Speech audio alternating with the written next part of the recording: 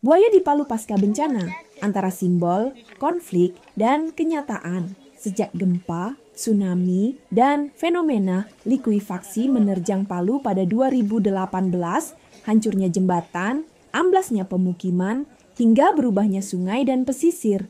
Bukan hanya manusia yang harus beradaptasi, sang predator purba, buaya muara, ikut terdampak.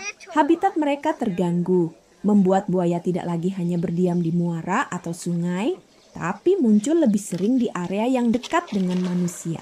Salah satu kisah yang membuat warga resah adalah saat air laut naik tidak biasa di sekitar Taman Ria dan merembes hingga Kampung Lere. Perlu diingat, buaya muara memang mampu bertahan di air tawar sampai air laut. Saat itu, buaya sempat terlihat menyusuri jalan tergenang, membuat warga panik. Untungnya, tidak sampai terjadi kekerasan, tapi trauma terhadap kemunculan itu tetap menghantui warga pesisir. Ketegangan itu meluas ketika berita duka muncul dari kampung nelayan, Pantai Talise.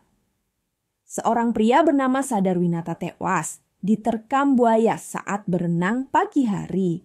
Warga tak berani menolong karena takut akan keganasan serangan itu. Tim SAR baru bisa mengambil mayat korban setelah membidik area sekitar buaya dengan senjata agar melepaskan korban. Tragedi ini mengingatkan seluruh warga bahwa ancaman buaya tidak lagi sekadar cerita, ia nyata dan menimbulkan kehilangan. Di tengah konflik itu, ada juga kisah Izazah, buaya muara yang lehernya terjerat ban motor menjadi simbol unik kota Palu. Kasus itu terjadi bahkan sebelum bencana terjadi, namun menjadi semakin viral setelahnya. Sebuah pelepasan ban pada 2022 oleh warga lokal dianggap victory kecil di tengah ketakutan.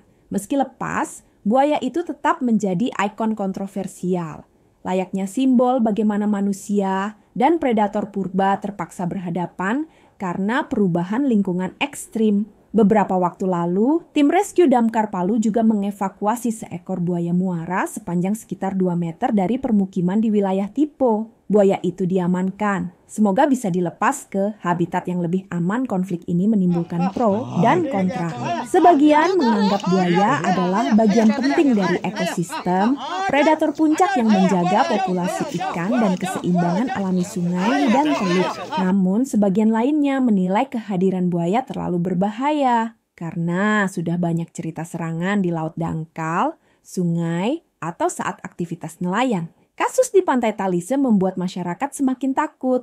Bahkan ada yang memilih tidak berenang atau melaut saat malam hari. Banyak pihak meminta upaya mitigasi dan edukasi. Pihak berwenang sudah memasang imbauan untuk menjauhi area rawan buaya di Pantai Talise. Pemerintah dan BKSDA juga terjebak dalam dilema. Buaya dilindungi Undang-Undang Satwa Liar, tapi juga membahayakan warga. Maka perhatian pada kasus buaya di Palu menjadi cerminan nyata bagaimana manusia dan alam harus kembali belajar hidup berdampingan atau setidaknya bertoleransi.